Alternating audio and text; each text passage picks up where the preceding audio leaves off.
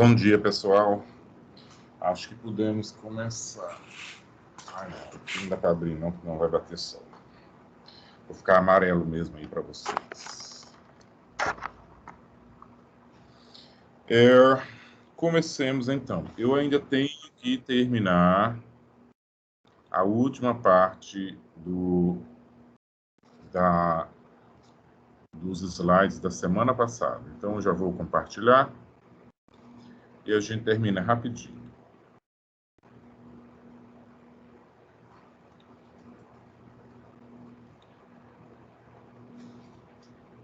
Então, nós paramos exatamente aqui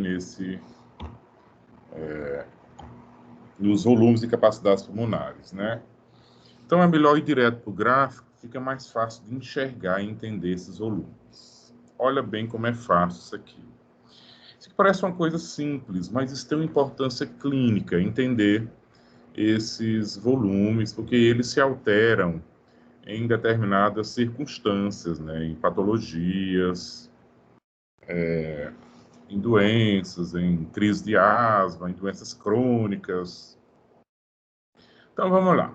Imaginem que vocês estão aí sentadinhos em repouso. Então, vocês estão respirando, o ar entra e sai, o volume corrente, né? Ó, volume corrente. É esse volume aqui, ó. O ar entra e sai de uma respiração tranquila em repouso.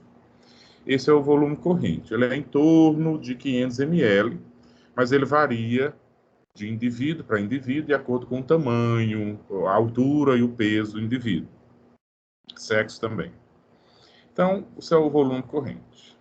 A pessoa em repouso. Mas se eu pedir para o indivíduo inspirar, encher o pulmão até o máximo que ele conseguir, o máximo, aí ele vai encher até aqui o máximo. Esse volume que ele enche o pulmão a mais do que o volume corrente, porque eu pedi para ele fazer isso voluntariamente, né, esse volume aqui, ó, acima do volume corrente, eu chamo ele de volume de reserva inspiratório. Então, esse é o volume de ar que eu consigo encher a mais. Depois eu voltei a respirar o volume corrente.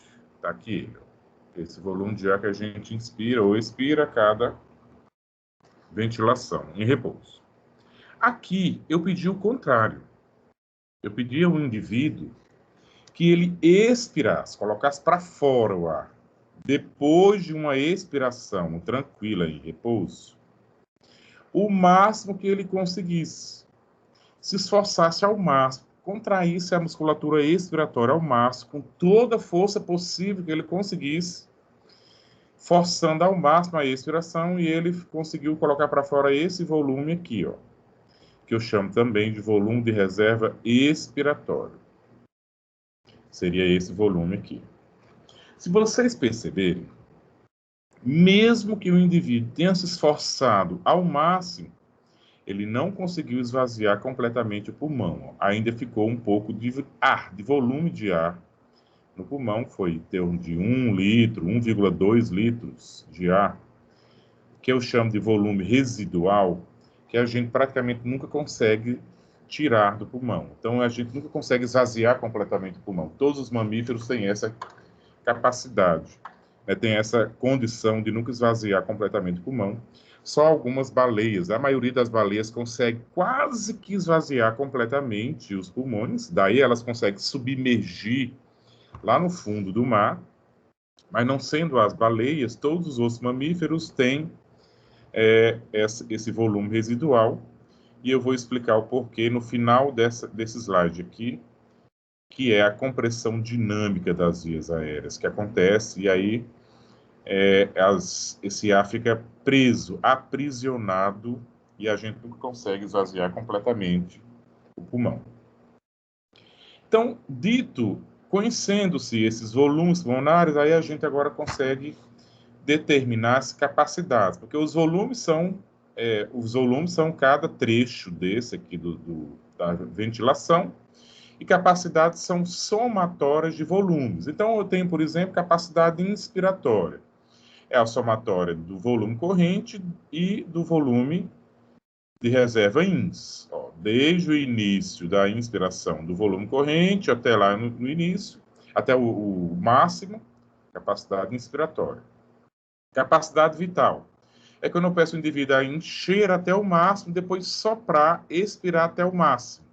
Então, a somatória do volume de reserva INS, do volume corrente e do volume de reserva ES. É o máximo de ar que eu consigo movimentar, ventilar ao máximo, é a capacidade vital.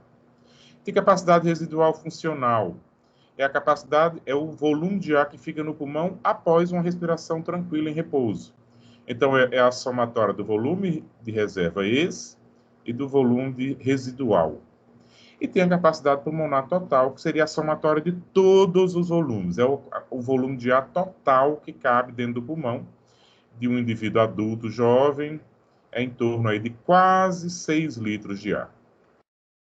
Qual é o interessante disso aqui? É que é entender o que se altera em determinadas doenças, grupos de doenças. Então, por exemplo, as doenças ditas obstrutivas crônicas, como enfisema, bronquite crônica, elas tendem a o volume total continua o mesmo, ou até aumenta um pouquinho, a capacidade pulmonar total, até pode aumentar um pouco, ou continua o mesmo, mas o que é que altera? Essa parte amarelinha aqui, ó, o volume residual aumenta, ele vem aqui para cima, assim, ó. Essa parte amarela cresce. Ou seja, o volume de ar que ele não consegue tirar do pulmão, esvaziar, aumenta. O que é que acontece com esses outros volumes aqui de cima? Todos eles diminuem, porque esse aqui, amarelo, aumentou. Ou seja, a capacidade ventilatória do paciente diminui, principalmente essa capacidade expiratória, né? Essa capacidade de movimentar o ar diminui. Isso é uma característica das DPOCs, doenças pulmonares obstrutivas crônicas. Já o outro grupo de doenças, doenças restritivas, que aí vem fibrose pulmonar, silicose, sarcoidose, asbestose, pneumonias extensas, SARAS, né, que é SDRA, é síndrome do desconforto respiratório agudo, a própria COVID, né, doença pulmonar aguda grave, né, do COVID, se comporta como doença restritiva. Você tem a diminuição do volume total do pulmão, ou seja, esse volume total, aqui a capacidade pulmonar total tende a diminuir, mas todo mundo diminui proporcionalmente. Tem uma tendência a diminuir proporcionalmente. Todo mundo diminui um pouco, mas quase que proporcionalmente. Então, você tem uma dificuldade em encher o pulmão, em insuflar o pulmão, dificuldade inspiratória, que é o contrário das doenças obstrutivas, que tem uma dificuldade expiratória. Aí tem outros volumes e capacidades, né? Capacidade vital, que eu falei para vocês, enfim, pulmonar total. Tem algumas nomenclaturas, eu vou passar por cima disso aqui, vocês devem ter visto isso no módulo de habilidades no semestre passado. E aqui vale a pena a gente se deter nisso aqui, ó, espaço morto anatômico, espaço morto fisiológico. Espaço morto anatômico é todo o ar que está contido no sistema respiratório, ó, desde a narina até aqui, ó. Até aqui, onde começa a brotar alguns alvéolos, nos bronquíolos respiratórios, daqui para cima, daqui até lá na narina, ó, daqui, todo o ar que está contido aqui é chamado ar do espaço morto anatômico. Por que eu chamo espaço morto anatômico? Porque o ar que está contido aí, ele não participa da troca gasosa, simplesmente porque não há alvéolo nessa região. Então, o ar que está aqui, ele não participa da troca gasosa. Não há alvéolos nessas regiões. Então, espaço morto anatômico. Ok. Mas existe também o espaço morto fisiológico. O espaço morto anatômico faz parte do espaço morto fisiológico, ou seja, esse volume de ar que está aqui também é espaço morto fisiológico.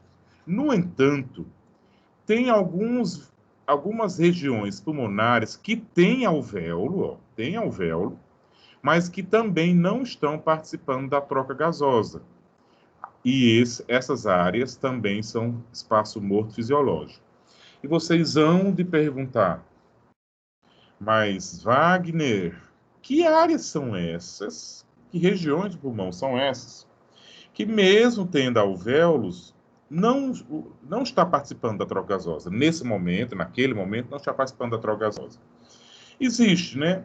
Em indivíduos normais é mais difícil de acontecer, mas indivíduos que tenham doenças ou colapsos alveolares, então assim, imagine que o indivíduo está sentado ou de pé. Geralmente essas regiões mais superiores do pulmão, elas têm ventilação, ou seja, o alvéolo está sendo ventilado, mas o sangue está quase que não passa, não perfunde essa parte mais superior do pulmão.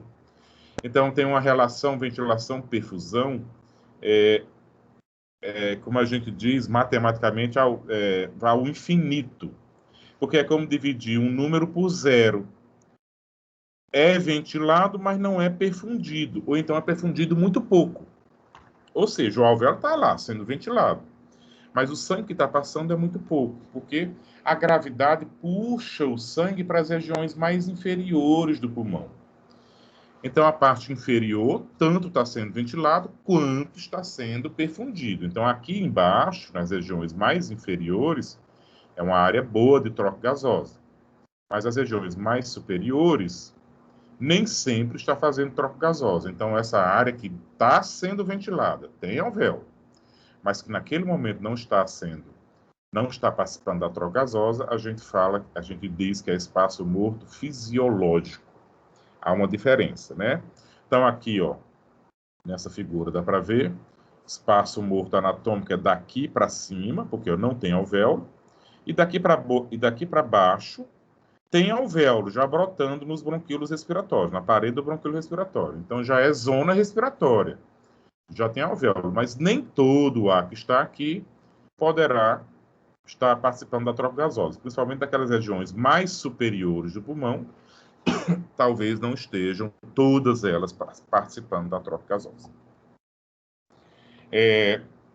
Então, aqui nessa figura você ilustra bem isso, né?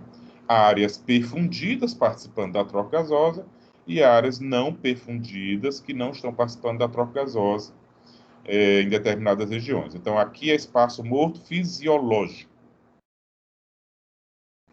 Veja, as regiões, essa figura ilustrativa, né? Aqui as regiões inferiores do pulmão têm perfusão sanguínea, porque a pressão do capilar sanguíneo é maior do que a pressão dentro do alvéolo. Enquanto que lá na parte mais superior, a pressão do alvéolo é maior do que a pressão do vaso sanguíneo, do capilar sanguíneo. Então, o alvéolo comprime o vaso sanguíneo a ponto de impossibilitar a perfusão sanguínea. Então, aqui há ventilação, né? O ar está chegando aqui, mas não há perfusão sanguínea. Então, é uma região ruim para perfusão sanguínea. Então, a gente diz que aqui é uma região de espaço morto fisiológico.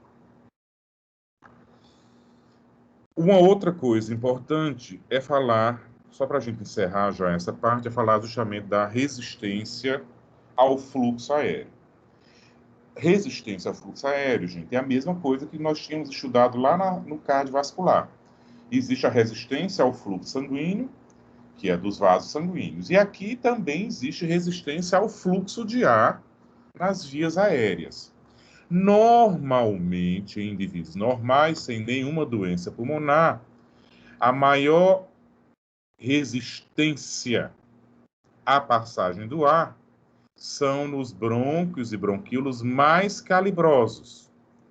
E os menos calibrosos, a resistência à passagem do ar é pequena. Por que isso? Porque a área de secção transversa é maior nessas vias aéreas do que nessas.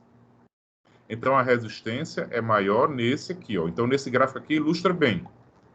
Ó, traqueia e brônquios têm uma resistência muito maior do que bronquíolos mais periféricos, que é a área de secção transversa Aqui é maior do que aqui. Isso em indivíduos normais. Agora, se tiver uma doença obstrutiva, aí esse gráfico muda, ele fica o contrário. Essa parte aqui muda para cá. Essa resistência maior vem para os bronquíolos menos calibrosos. E aí é onde mora todo o problema das doenças obstrutivas. Quando essa resistência à passagem do ar desloca-se das vias aéreas de maior calibre para a de menor calibre, aí acontece aquela hiperinsuflação, né? Aquele aumento do volume residual. Lá naquele gráfico que eu tinha mostrado para vocês de volumes e capacidades, aquela área amarelinha lá de baixo, né? Ela começa a crescer justamente quando essa resistência é deslocada para essa via aérea menos calibrosa. Por quê? Porque esse ponto de compressão dinâmica que acontece em todos nós, né?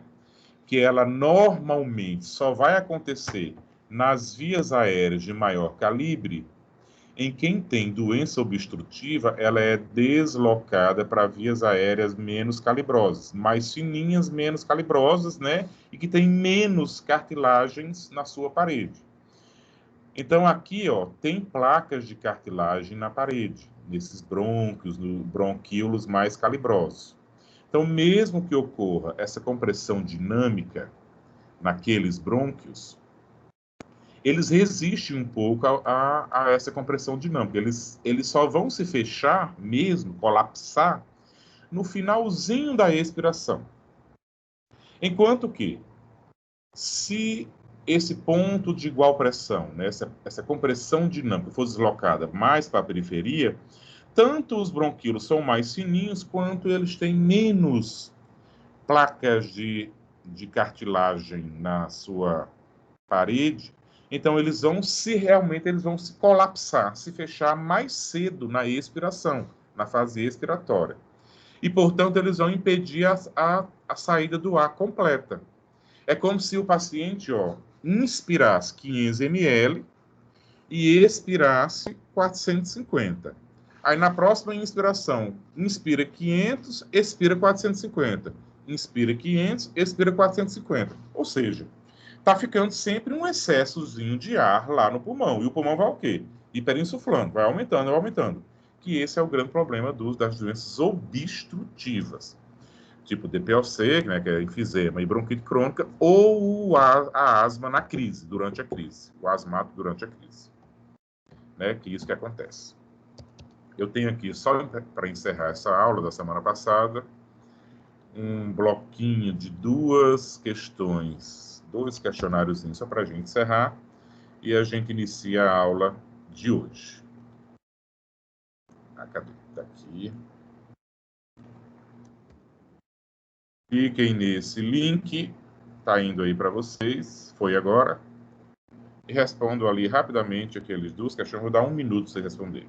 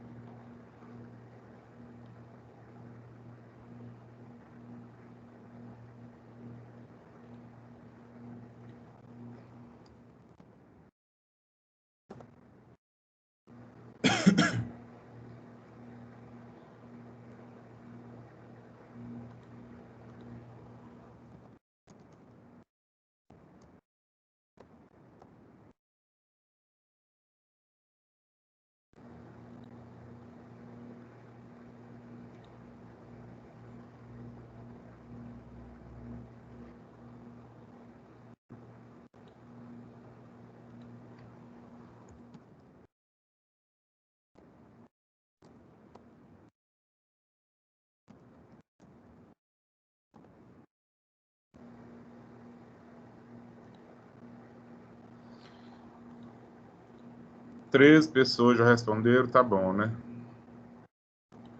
Quantos somos? Somos 42, tá bom.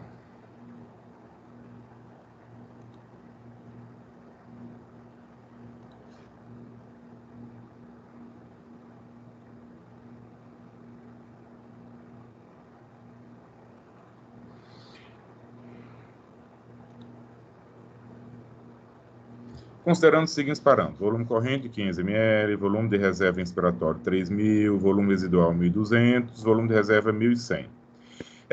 É correto afirmar que a capacidade inspiratória é de 3.500. Deixa eu ver. Essa é verdadeira. Vamos ver o resto. A residual funcional é de 1.500. Deixa eu ver. 1.100 com 1.200. Não, seria 2.300 a capacidade residual funcional. Então, essa não é verdadeira. A vital é 4.500. A vital seria 500 com 3.000, 3.500 com 1.100, 4.600. Não 4.500. Está errado também. Pulmonar total seria a somatória de tudo. 3.500, 4.700, 5.800. Também não é certa, a correta é a primeira mesmo, a letra A. 73% de vocês acertaria. Quanto à fisiologia mecânica da respiração, o que se entende por capacidade funcional residual?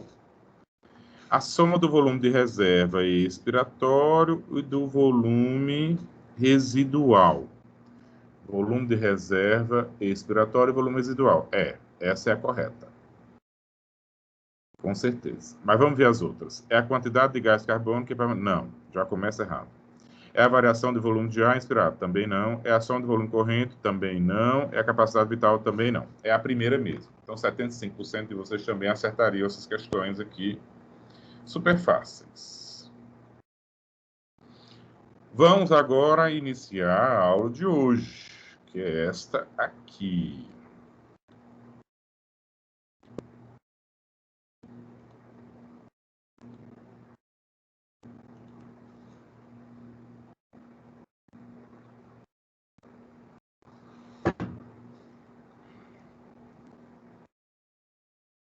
Difusão dos gases.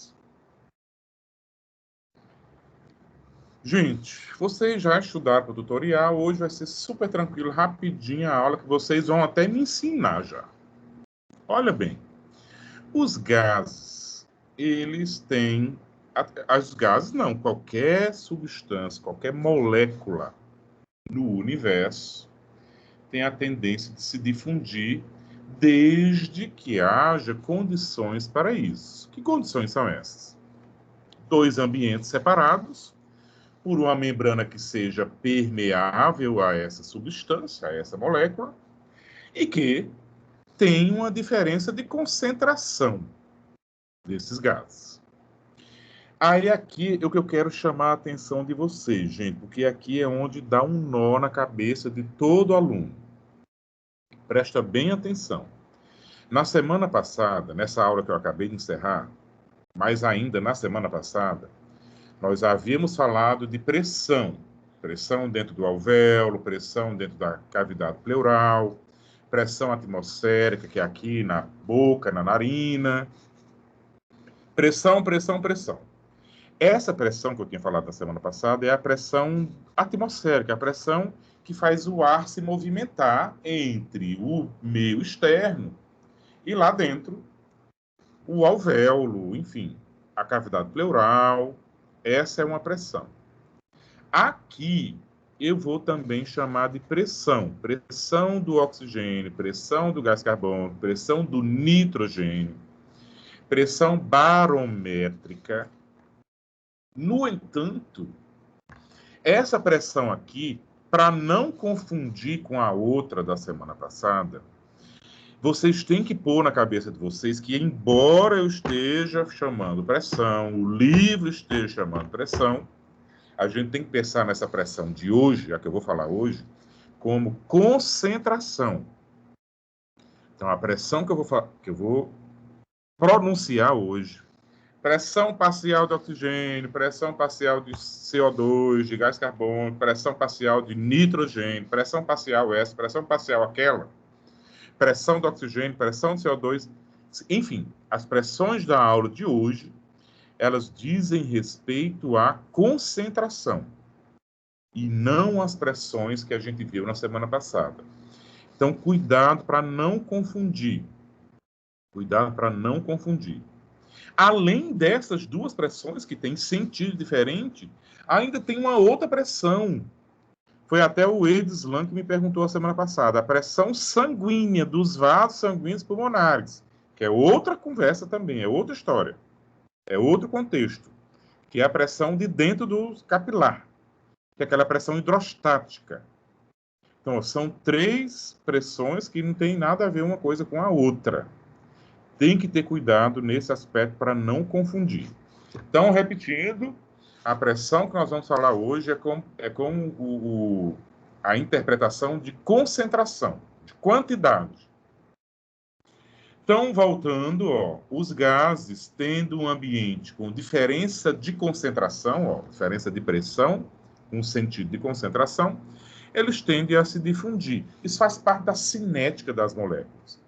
E elas se difundem de um lado para outro, tanto de onde está mais concentrado para onde está menos concentrado, quanto o inverso. Só que a real difusão é sempre de onde está mais concentrado para onde está menos concentrado. Ou seja, a setinha maior aqui é sempre de onde está mais concentrado para onde está menos concentrado, embora nós saibamos que existe difusão do lado oposto, no sentido oposto. Mas a difusão efetiva é sempre do lado que está mais concentrado para o lado que está menos concentrado. Ok. Sabendo disso, agora a gente vai entrar nos alvéolos para a gente entender como é que ocorre a difusão. A primeira coisa que a gente tem que entender é que nós temos uma concentração, uma pressão dos gases no ar ambiente que é diferente da pressão que tem dentro dos alvéolos. E vocês podem perguntar assim, ué, professor, mas a gente não respira, a gente não inspira, a gente não põe o ar para dentro, no fluxo inspiratório, desse ar que está aqui fora, que é o ar ambiente? Sim, com certeza. Só que a gente não renova 100% do ar a cada ventilação. Vocês viram lá, acabaram de ver no meu gráfico de capacidades e volumes pulmonares que eu tenho aquela capacidade residual funcional, que é de 3.000 e tantos litros, 3.000 litros, sei lá, por ali. Mas o volume corrente é de 500 ml. Ou seja, o ar que está lá dentro do pulmão vai sendo renovado paulatinamente. Ele não é esvaziado completamente. Primeiro que eu não consigo esvaziar o pulmão completamente e encho ele depois com ar novinho em folha a cada ventilação. Não. Ele vai sendo renovado devagarzinho a cada ventilação. Olha aqui, foi feito experimento com gás hélio, que é fácil de medir o gás hélio. E depois foram ver que o gás hélio foi sendo renovado 1 minuto depois, 16 respirações depois, ainda tinha gás hélio lá que entrou na primeira ventilação. Ou seja, o ar vai sendo renovado paulatinamente, de tal forma que eu não tenho a mesma pressão de gases que tem no ar atmosférico aqui fora, lá dentro do pulmão. Eu sempre vou ter um pouco menos de ar lá dentro. É tanto que ao nível do mar, nós temos em torno de 160 milímetros de mercúrio de ar, de oxigênio aqui fora, no ar ambiente, mas lá dentro a gente tem em torno de 100, lá no alvéolo em torno de 100. 160 aqui fora e lá dentro do alvéolo em torno de 100. Mantendo-se aí estável, em torno de 100. E lá fora, em torno de 160. Vocês terem ideia que há uma diferença, né, entre a pressão, né, pressão, concentração de oxigênio do ar ambiente e o interior do alvéolo, porque a gente não renova completamente 100% do volume de ar a cada ventilação. A gente vai renovando devagarzinho. E isso mantém uma estabilidade. Isso é importante, inclusive, para manter uma estabilidade da pressão do oxigênio e do próprio gás carbônico dentro do alvéolo ao longo do tempo. A cada ventilação que a gente faz. Ao longo do tempo, né? Dá para calcular, tá, gente? Quanto de oxigênio tem em cada cidade, por exemplo, em cada nível de altitude em relação ao nível do mar. Né? Porque a gente sabe que o oxigênio é em torno de 20,90%, 20,93%. A gente faz 20%, que é mais fácil de calcular.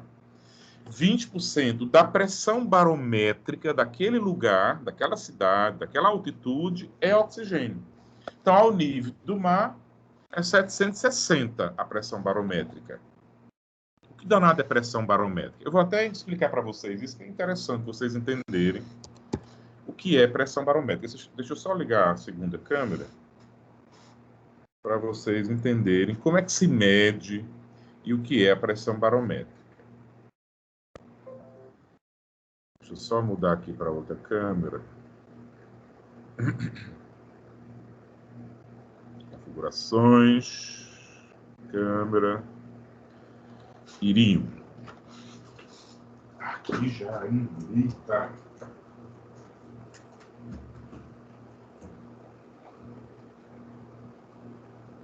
Tá me aperreando hoje, hein?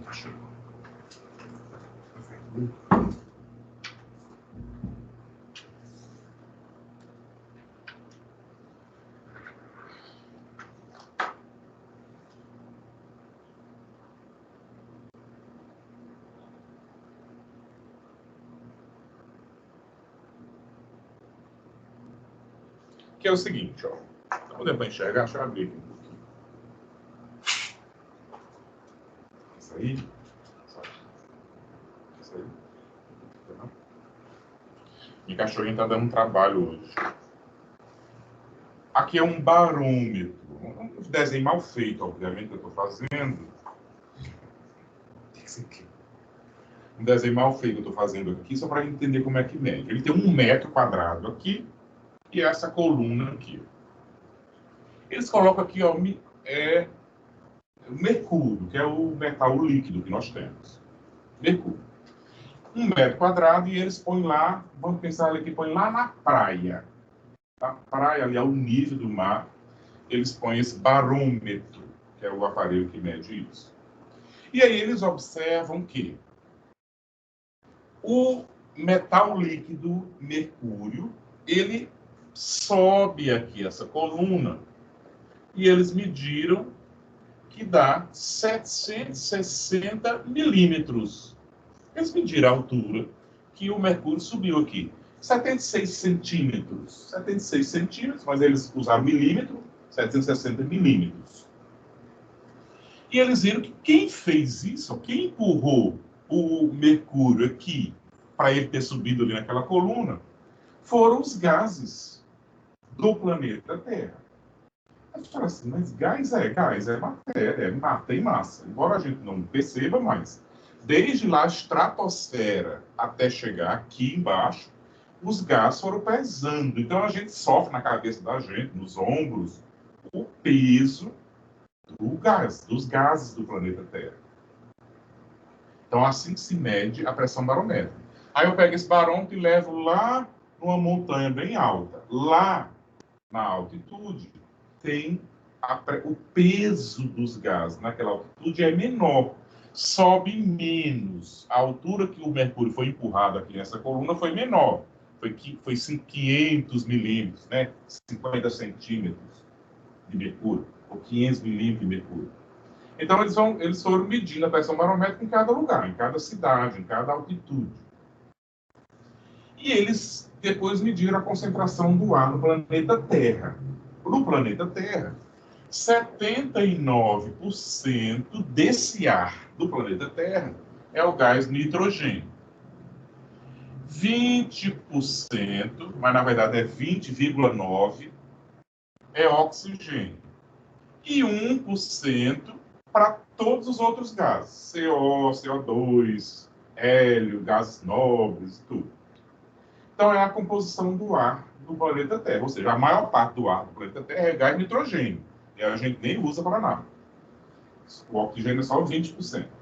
Então, ó, eu sempre vou saber quanto tem de oxigênio, de oxigênio, pressão parcial. E quando daquele total, que é a pressão barométrica, eu chamo pressão barométrica, 760 ao nível do mar. Quando eu falo a pressão de um deles só, naquele total, aí eu chamo pressão parcial.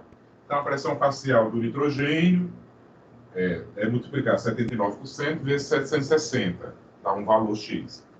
20% vezes 760, dá 160, 159, eu acho. E assim a gente vai calculando. Então, se eu calcular 0,2 vezes 760, acho que vai dar 162, eu acho. 162 vai dar a pressão do oxigênio lá ao nível do mar.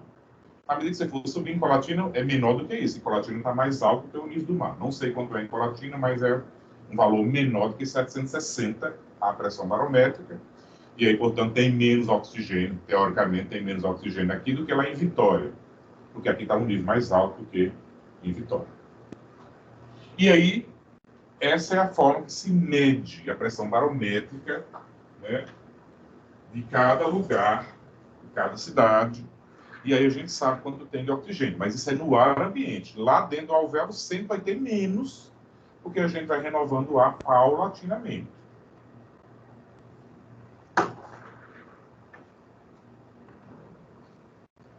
Deixa eu voltar aqui para a câmera. E a gente continua.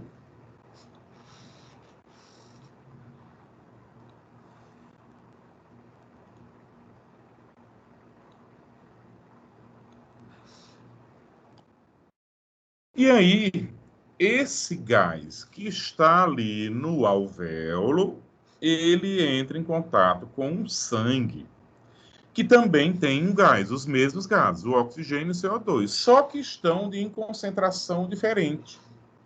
O alvéolo aqui nessa figura, ele tem uma maior concentração de oxigênio e o sangue aqui tem uma menor concentração de oxigênio.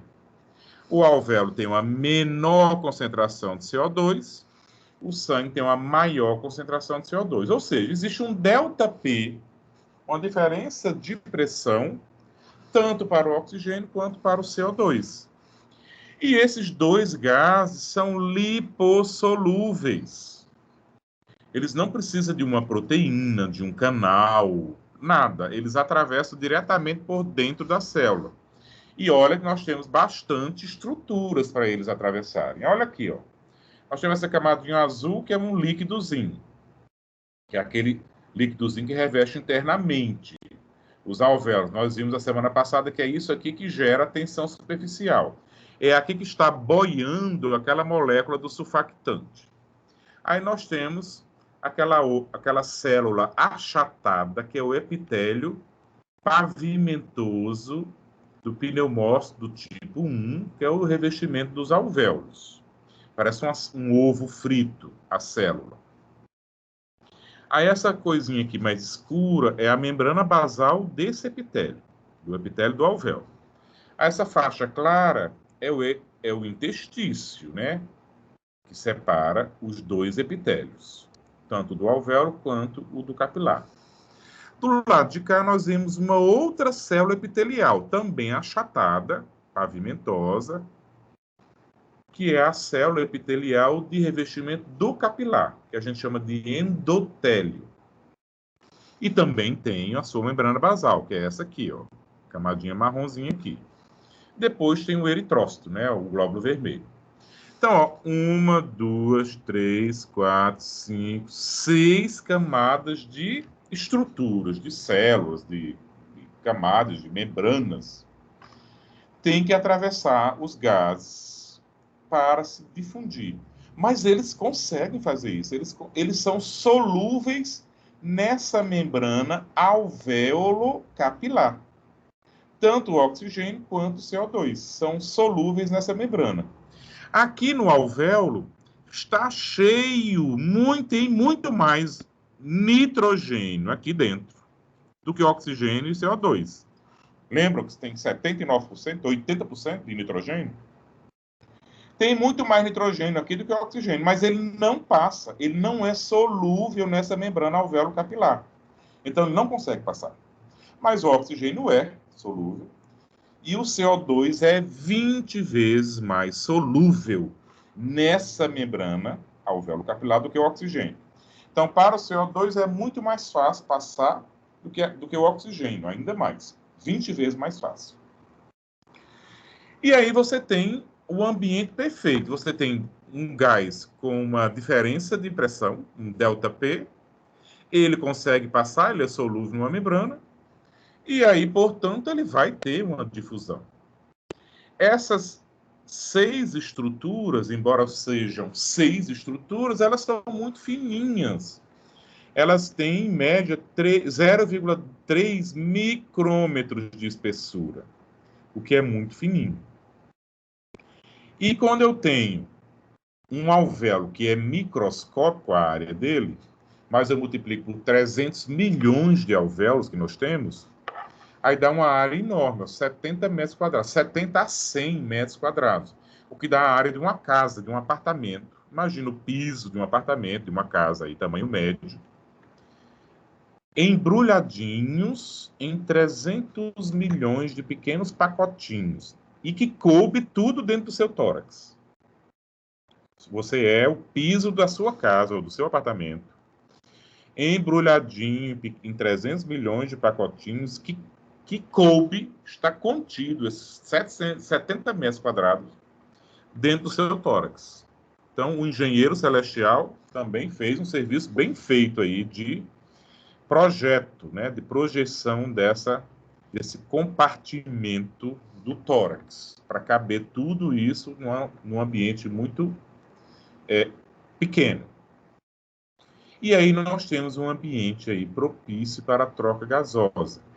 E tem tanto capilar na parede dos alvéolos que muitos fisiologistas falam que parece que tem uma lâmina contínua de sangue banhando a parede dos alvéolos, dada a quantidade de capilares que tem na parede dos alvéolos. Olha aí, ó, os capilares que tem. É tão juntinho do ladinho do outro que parece que tem uma lâmina contínua de sangue na parede dos alvéolos. Aqui a mesma figura, ó. Epitélio alveolar, endotélio capilar, suas membranas basais e o interstício. Agora, essa difusão obedece a uma lei, chama lei de Fick, que ela diz respeito a toda difusão de um gás através de uma membrana. O que é que ela fala? A difusão de gás através de uma membrana vai depender de vários fatores. Ó. Depende da área da membrana. Quanto maior a área da membrana, melhor, maior a difusão, maior a velocidade da difusão. Isso é óbvio, né? Quanto maior a área, maior a velocidade da difusão.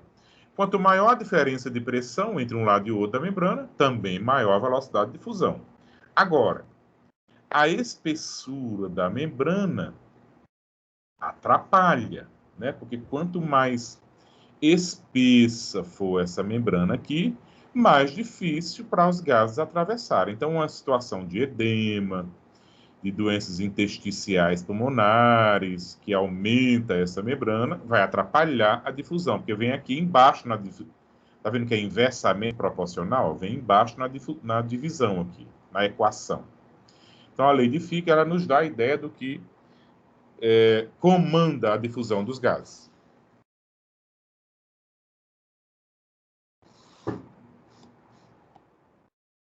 E aí, ó, os capilares, um do ladinho do outro, banhando a parede do alvéolo. Tem uma questãozinha da aprendizagem, acho que eu vou pular, né? Senão a gente vai perder tempo. Depois eu ponho para vocês. Se der tempo. Eu quero mostrar a vocês que, além dessa difusão no pulmão, existe uma outra difusão, que é nos tecidos, são nos tecidos periféricos. Ó. Vamos voltar aqui no pulmão. Lembra lá, ó. Aqui dá para ver o conjunto todo. Esse slide aqui é super importante. A pressão do oxigênio do CO2 no ar ambiente, ao nível do mar. Pressão do oxigênio é quanto? 159. Pressão de CO2, ó, quase desprezível. À medida que você vai entrando nas vias aéreas, é acrescentado um novo gás à mistura. A minha mistura de gases aqui tem o quê? Nitrogênio, oxigênio, gás carbônico. Tem alguns poluentes também, né, que a gente sabe que tem. Mas são pressões muito pequenas, desprezíveis. Mas na medida que o ar entra ali da narina para dentro, é acrescentado um novo gás, que é o gás água, o vapor de água. O vapor de água, na nossa temperatura corporal de 37 graus, o vapor de água tem uma pressão de 47 milímetros de mercúrio. Então, eu junto mais um gás, todos os outros têm que diminuir a sua pressão para caber aquele outro, o novo gás, que é o vapor de água. Então, ó, o oxigênio, que era 159 no ar ambiente, diminui para 149, porque entrou o gás água. O nitrogênio também diminui, o PCO2 também diminui um pouquinho, todo mundo diminui um pouquinho porque entrou um gás novo. Então, só nisso já diminui um pouquinho o oxigênio, só porque acrescentou o vapor d'água.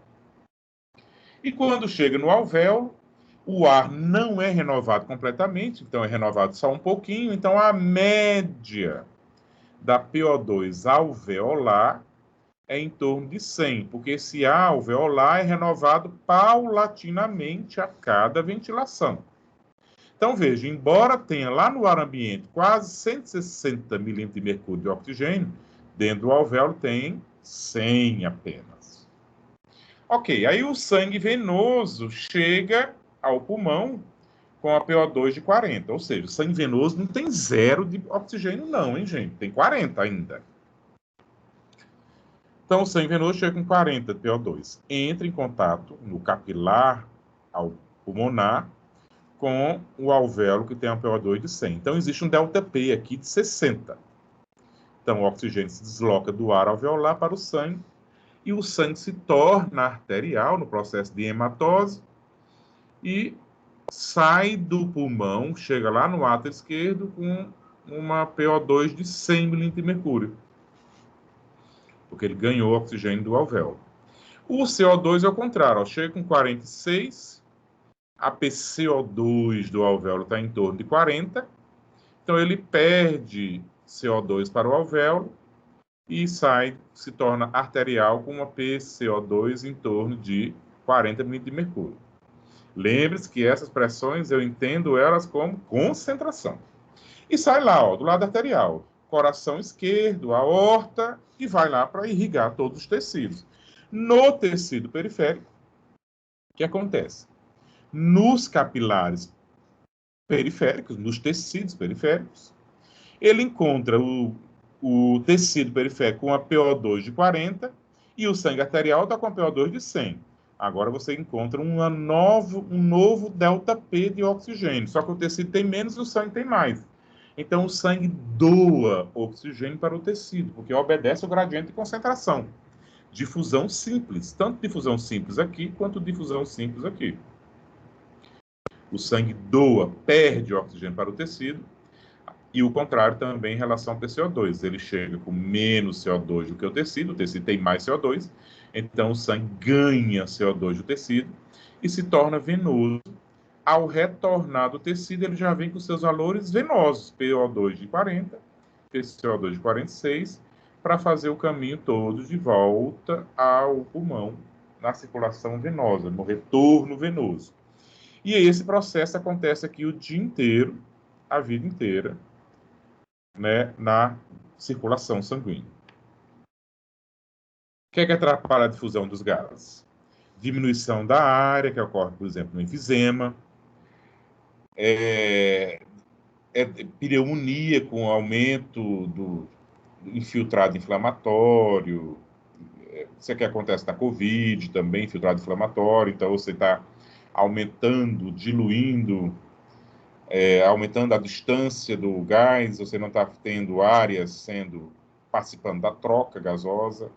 Você tem edema cardiogênico, problema do coração esquerdo, que aumenta o extravasamento de líquido, porque a pressão hidrostática dos capilares pulmonares aumenta e dá extravasamento de líquido e edema pulmonar, cardiogênico também atrapalha a difusão. Várias são as condições. Subir uma montanha muito alta, que o ar está mais rarefeito, lá em cima também aumenta, diminui o delta P. Várias são as condições de circunstâncias que atrapalham, que diminuem a difusão dos gases. Aqui uma coisa interessante, aqui, ó. Logo no começo do trajeto do capilar em contato com o alvéolo, ele já capta todo o oxigênio. Então, ó, no primeiro 1/3 do capilar, ele já capta todo o oxigênio, e os 2/3 finais ele já passa de graça, porque ele já captou o oxigênio logo aqui no começo. Então, isso quer dizer que essa parte final está de reserva para ser utilizada se houver aumento do débito cardíaco. Se houver um exercício, por exemplo, um exercício aeróbico intenso, você ainda teria todo esse finalzinho do capilar para fazer troca gasosa. E isso aqui é interessante, é importante que vocês entendam isso. Ó. Por que que ao sair do pulmão, ó, o sangue chega venoso com PO2 de 40? Entra em contato com os alvéolos, o capilar pulmonar, sobe de 40 para 104. Ao sair do pulmão, e entre sair do pulmão e chegar no átrio esquerdo, ele perde um pouquinho de oxigênio, em torno ali de 4 milímetros, 5 milímetros de mercúrio de oxigênio. Porque é misturado com sangue venoso, que é da irrigação do próprio pulmão. Vocês entenderam, quando vocês estavam estudando essa parte aqui, vocês entenderam isso? Acho que é melhor eu explicar, não é? É preciso ir no quadro, isso aqui.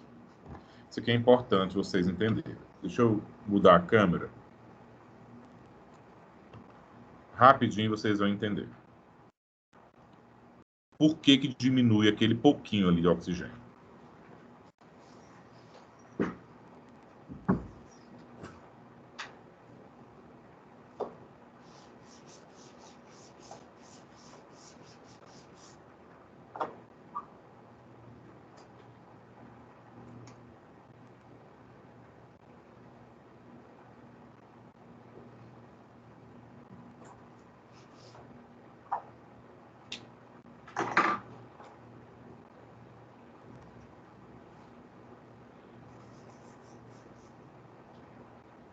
Esse vermelho já está ruim. Olha bem, o tecido pulmonar precisa de irrigação. Ele é tecido, precisa de ser irrigado, né? O sangue arterial tem que chegar nele. Então, a circulação brônquica vem lá da aorta, né? Vem lá do sistema arterial, circulação sistêmica. Então, ele irriga. Existem os vasos brônquicos, que irrigam os brônquicos, a traqueia, os brônquios e o próprio tecido pulmonar.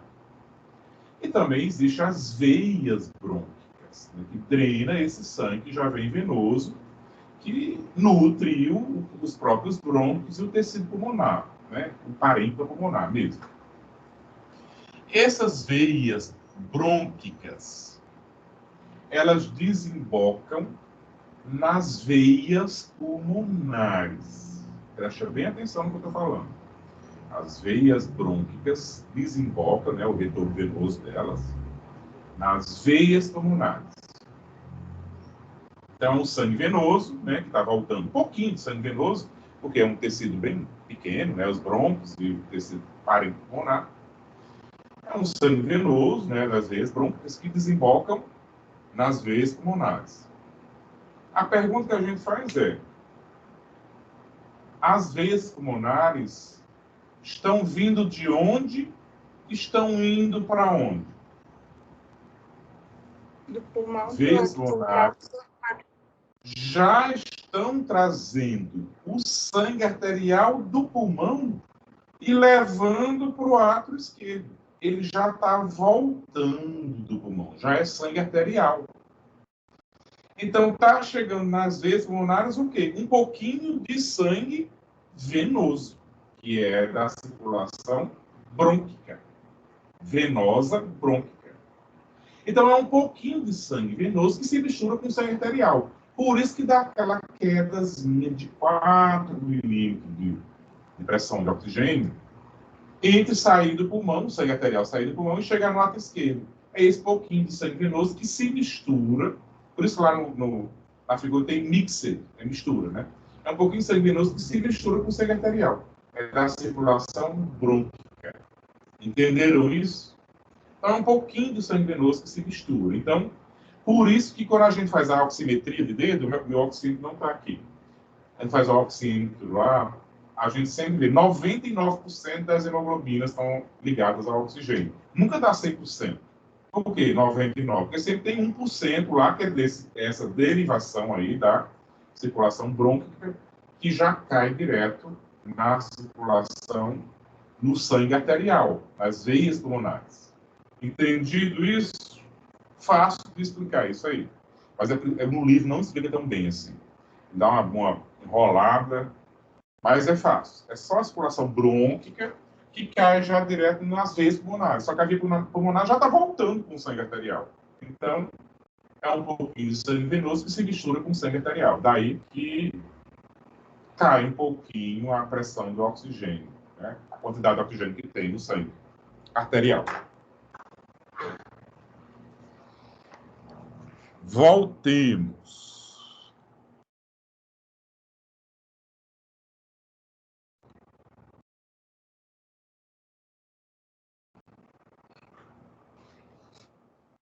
Lá no tecido é a mesma coisa, né? Eu já falei, já mostrei para vocês, está só detalhando um pouco mais, ó, PO2 sangue arterial, entre em contato com a PO2 tecidual, a troca, e aí o sangue se torna venoso lá com a PO2 de 40.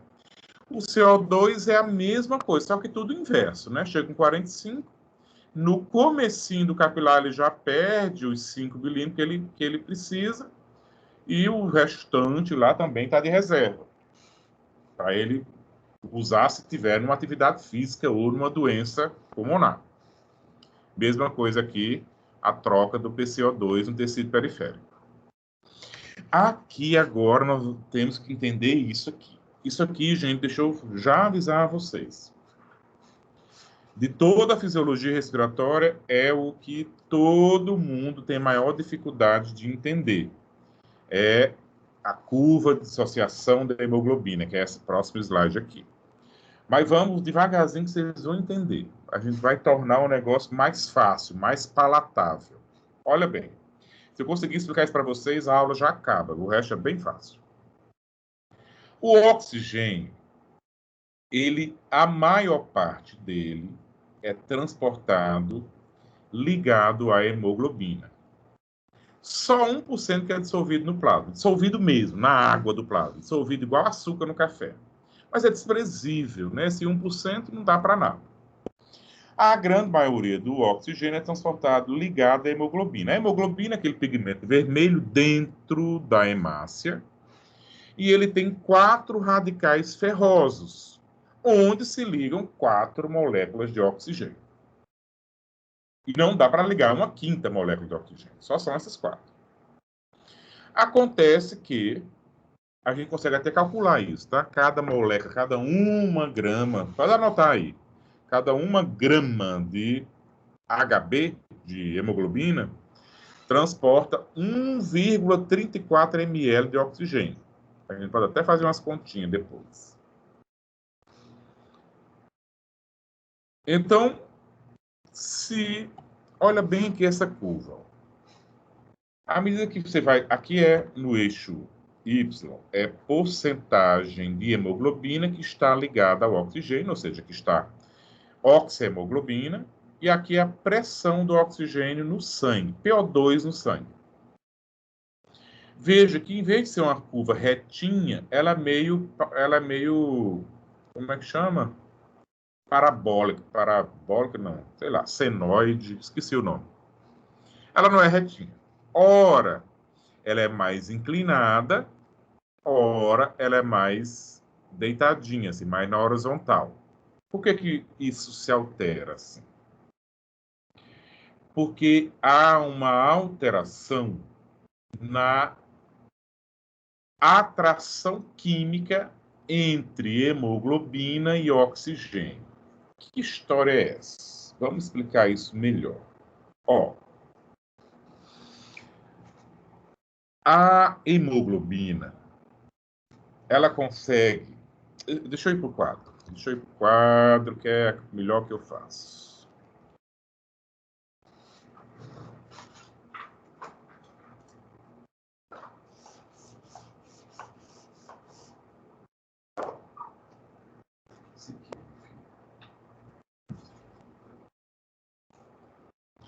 Vamos para o quadro, vocês vão entender melhor.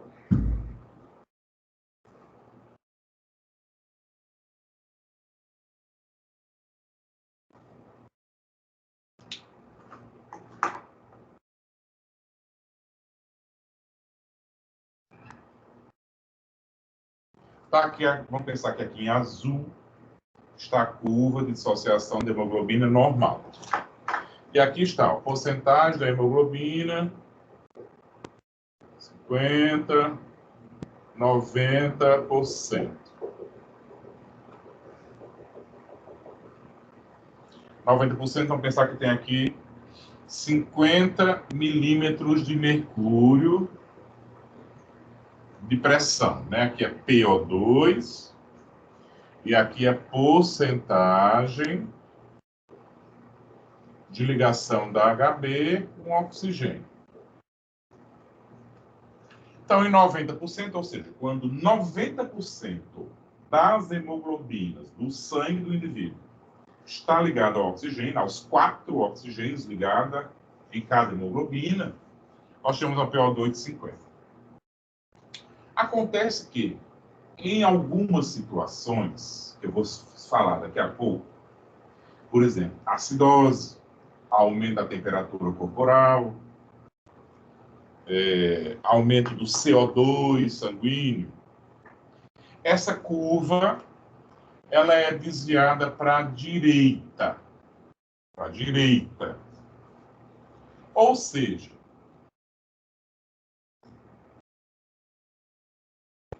para as mesmas 90% das hemoglobinas ligadas ao oxigênio, você vai ter uma PO2 maior.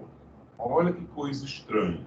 Você vai perguntar assim, mas professor, não é a mesma quantidade de hemoglobina? 90%. Por que aumentou a PO2? Se são as mesmas 90%. Aí é que a gente tem que entender isso aqui. Hemoglobina ligada ao oxigênio e hemoglobina ligada ao oxigênio. O que alterou entre aquela figura e aquela? É a atração química, é a ligação química entre oxigênio e hemoglobina. Olha bem, quando mudou para aqui, né, o desvio para a direita, eu vou fazer o contrário.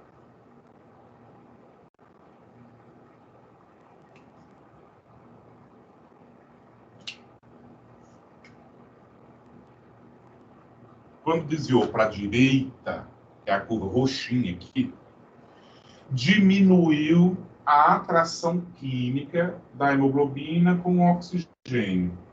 Ou seja, se diminuiu a atração química do oxigênio com a hemoglobina, isso quer dizer que o oxigênio se desprende, se liberta mais facilmente da hemoglobina, porque diminuiu a atração química. Isso quer dizer que, se ele se desprende mais facilmente da hemoglobina, eu tenho mais oxigênio disponível para o tecido. Agora, existirá situações que é o contrário. Diminuição da temperatura, alcalose em vez de acidose. Essa curva vai ser desviada para a esquerda. E olha aqui, ó. Para as mesmas 90% das hemoglobinas, eu vou ter uma PO2 menor. Por quê? Porque eu aumentei a atração química da hemoglobina pelo pelo oxigênio. De tal forma que, como a atração química está muito grande, atraindo muito fortemente o oxigênio, eu vou ter menos oxigênio disponível para os tecidos. Porque eu estou atraindo com muita força o oxigênio. Então, como eu estou prendendo com muita força o oxigênio, eu libero com muito mais dificuldade. Agora, se eu estiver atraindo com menos força, eu libero com mais facilidade. E daí eu aumento a pressão do oxigênio. Olha que coisa impressionante o engenheiro celestial fez. Ele conseguiu, com a mesma caçamba, ora levar mais areia e ora levar menos areia, mas com a mesma caçamba. E lembrem-se, são só 4 oxigênios ligados à hemoglobina. Eu não consigo colocar um 5º oxigênio ligado à hemoglobina. É simplesmente atração química. Porque, como eu falo, pressão do oxigênio, PO2 do sangue, é a pressão que o oxigênio faz na parede dos vasos. Né? Na parede dos vasos. Que é o equivalente à concentração. Ou seja, se eu tenho oxigênio mais facilmente se desligando da hemoglobina, isso quer dizer que a pressão que ele faz nas paredes é maior. Agora, se o oxigênio está muito preso na hemoglobina, a pressão que ele faz nas paredes dos vasos é menor. Ou seja, o oxigênio disponível para os tecidos é menor. Esse aqui, verdinho, é o que nós chamamos de efeito Haldane. É o que ocorre no pulmão. E esse que é o roxinho é o chamado efeito Bohr. É o que ocorre no tecido periférico. Olha que engenhosidade que teve o engenheiro celestial. Ele consegue, com a mesma hemoglobina, que, quando a hemoglobina chega no pulmão, capta com muita força o oxigênio. Então, a hemoglobina atrai com muita força e capta o oxigênio que está lá do outro lado, no alvéolo, puxa para cá, porque está no efeito Haldane, está desviado para a esquerda, atraindo com muita força. Mas, ao mesmo tempo, quando essa mesma hemoglobina chega lá no tecido, desvia para a direita, é o efeito Bohr. Libera com muita facilidade lá para o tecido periférico o oxigênio.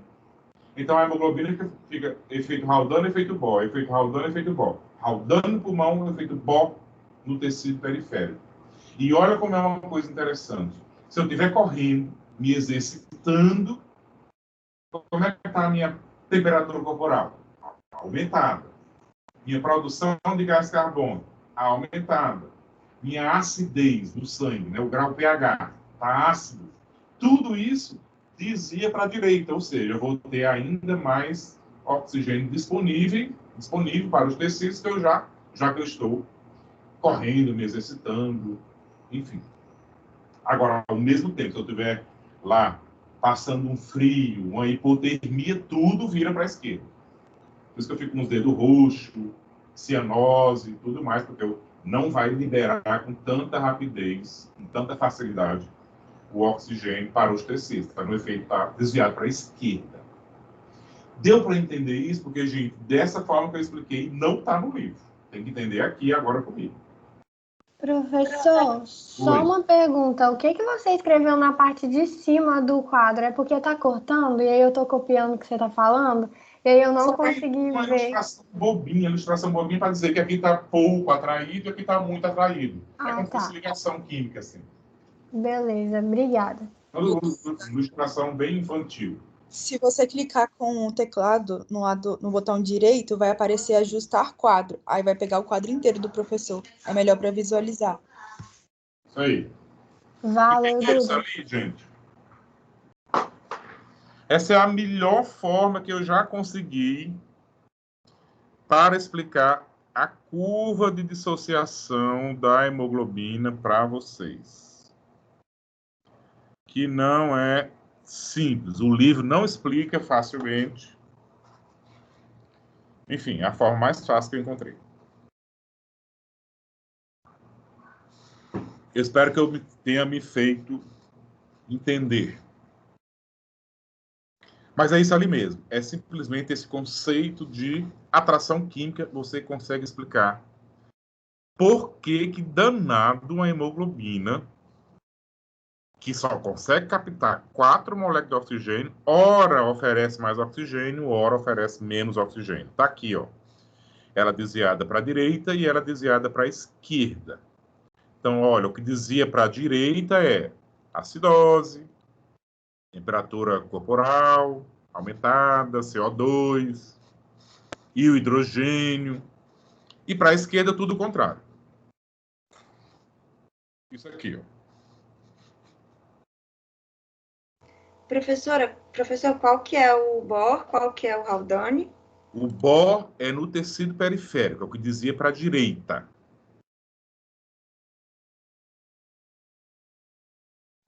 E o Haldane é no pulmão, o que dizia para a esquerda.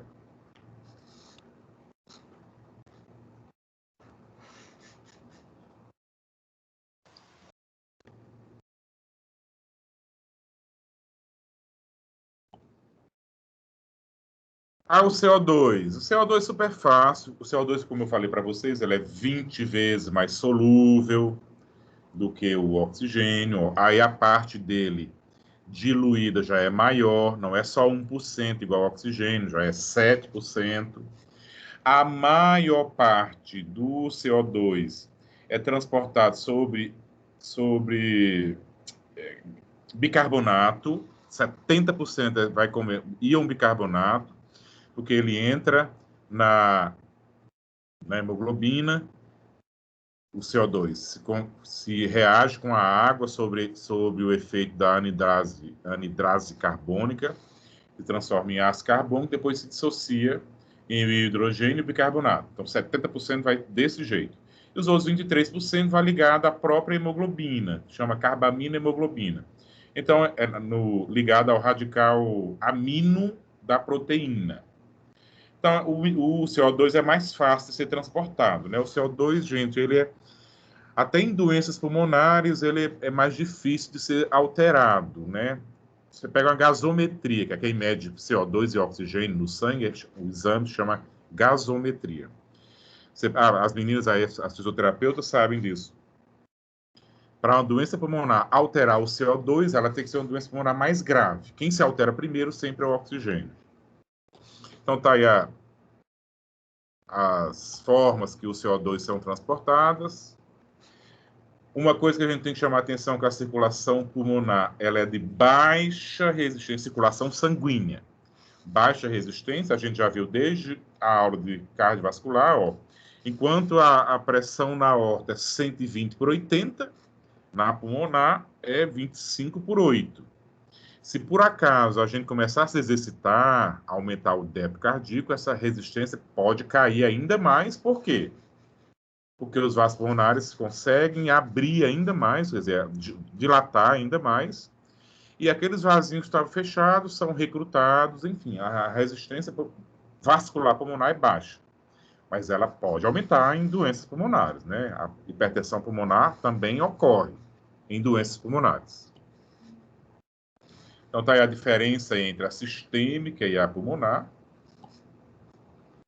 E a pressão média do capilar pulmonar, ela vai baixando de 15, 5, chega lá no... Então, 15 vai baixando, mas ela chega lá no átrio esquerdo em torno de 5, 3 a 5 milímetros de mercúrio. Aqui uma coisa interessante também saber, ó, que aqui no tecido pulmonar ocorre o contrário de todos os outros tecidos. Enquanto em todos os outros tecidos, a diminuição da PO2 leva a vasodilatação local, aqui no pulmão é o contrário. A diminuição do PO2 leva a vasoconstrição. É o único tecido que isso acontece. Tá? Anotem isso, é importante saber. Chama vasoconstricção hipóxica. É uma forma de proteger a troca gasosa. Ora, se alguma porção do pulmão não está sendo ventilada, né? Sei lá, o bronco fechou, engasgou com alguma coisa, e aquela porção, aquele lobo pulmonar não está sendo ventilado, então é melhor que o sangue não vá para aquele lobo, vá para outras regiões que estejam sendo ventiladas. Então, nos vasos sanguíneos pulmonares, é o único lugar que uma hipóxia leva a vasoconstrição, em vez de vasodilatação, como todos os outros tecidos. Aqui também eu já tinha falado antes, comentado, mas o fluxo sanguíneo ele aumenta do ápice para a base, ou seja, ele é menor lá em cima e ele é maior lá na base pulmonar, graças à gravidade, né, o peso do sangue é puxado para baixo no pulmão ereto, né, no pulmão de pé. Então, os vasos sanguíneos pulmonares sempre estão mais cheios, com maior fluxo sanguíneo na base do pulmão, zona 3, do que lá no ápice do pulmão, zona 1. Isso aqui é as famosas zonas de West. Zona 1, zona 2, zona 3 de West, que é esse autor famoso aí da pneumologia, que eu gosto muito. Tem até o... Eu sugiro a vocês, quem quiser se aprofundar na fisiologia pulmonar, olhem, tem na biblioteca virtual, tem na biblioteca física também, Fisiologia Pulmonar Moderna. É um livro fininho, só de fisiologia pulmonar, do John West. Esse autor aqui. Ele é ótimo, é meu livro de cabeceira foi meu livro de cabeceira durante muitos anos. Muito bom, só é fisiologia respiratória. Ele é fininho. Tá. Passando. Aí tem uns questionários aqui só para vocês,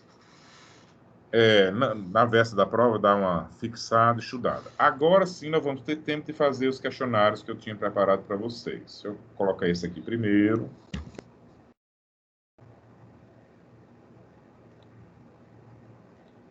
Vamos ver como é que vocês vão responder estes.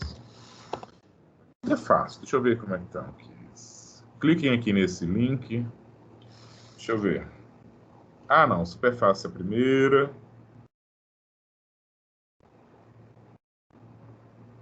A segunda também.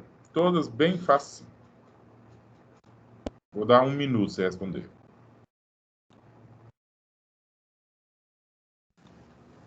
O negócio é o Google Docs abriu em 1 minuto, né? É a internet. Ai, dá uma raiva. Eu fico frustrada toda vez que tem questionário.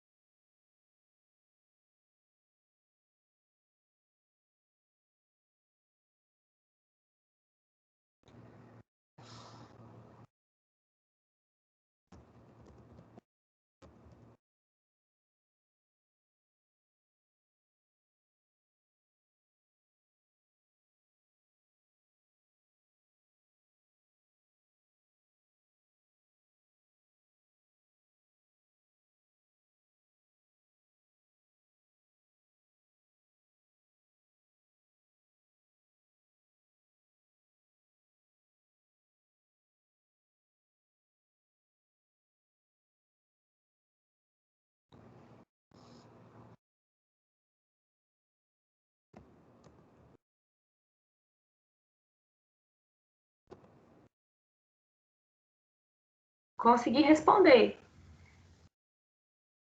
Já foi.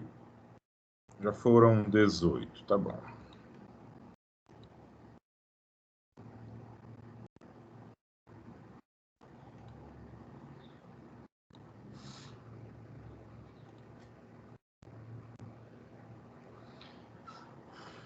A troca gasal de oxigênio e gás carbônico dos alvéolos se faz por diferença de tensão dos gases entre alvéolo e capilar, com certeza, né? As outras, pelo amor de Deus.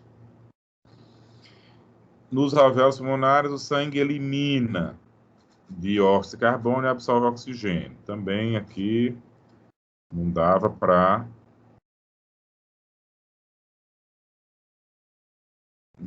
marcar outra, não. O negócio é porque o sangue elimina, né? Era uma meio que pegadinha aí, essa segunda. Aí tem mais duas para vocês, calma.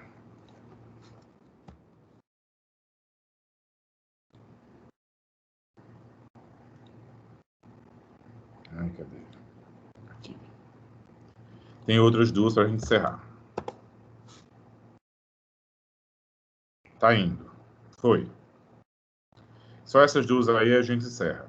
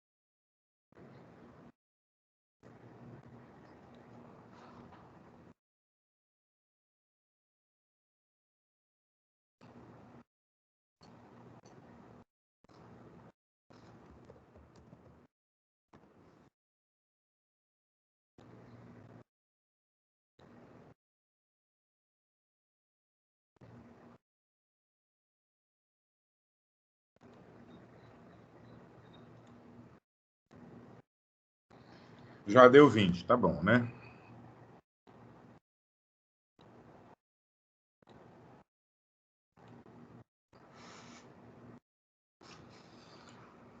Considere as proposições a seguir referente às trocas gasosas. 1. Hematose é a transformação do sangue venoso em arterial. Certo. A oxihemoglobina é formada pela combinação do oxigênio com a hemoglobina. Certo. A maior parte do CO2, tá? Desculpa aí que eu não copiei, mas CO2 ali é transportado pela hemoglobina. Não, é transportado no formato de bicarbonato. A 3 não é verdade.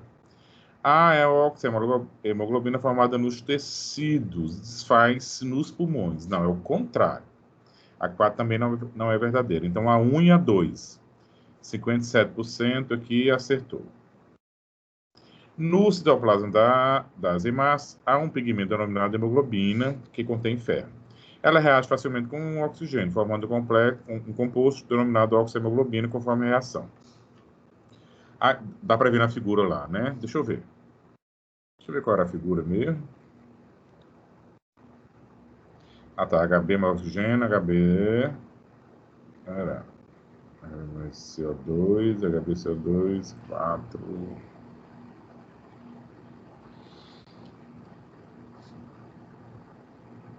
Essa reação. Essa reação é reversível, resultando a reação 2, como mostra o exemplo a seguir. Embora o CO2 seja transportado em sua maior parte pelo plasma sanguíneo, ele também é pelas hemácias. A reação com a hemoglobina resulta num composto denominado carbohemoglobina, conforme a reação 3. Essa reação também é reversível, resultando a reação 4, como mostra o exemplo a seguir. As reações 1, 2, 3, 4 ocorrem no organismo humano durante o processo de transporte de gás respiratório pelo sangue. Com base nessas informações, assinala a alternativa que apresenta correta e, respectivamente, os locais do organismo em que ocorrem as reações mencionadas. A1, no pulmão. A2, nos tecidos. A3, nos tecidos. A4, no pulmão. Então, é pulmão, tecido, tecido, pulmão. É a letra B? Todo mundo marcou letra B? Sim, 70% letra B. Então, vocês, a maioria, acertaram essa também. Então, gente, encerramos por aqui. Vocês têm alguma dúvida, alguma pergunta, alguma coisa?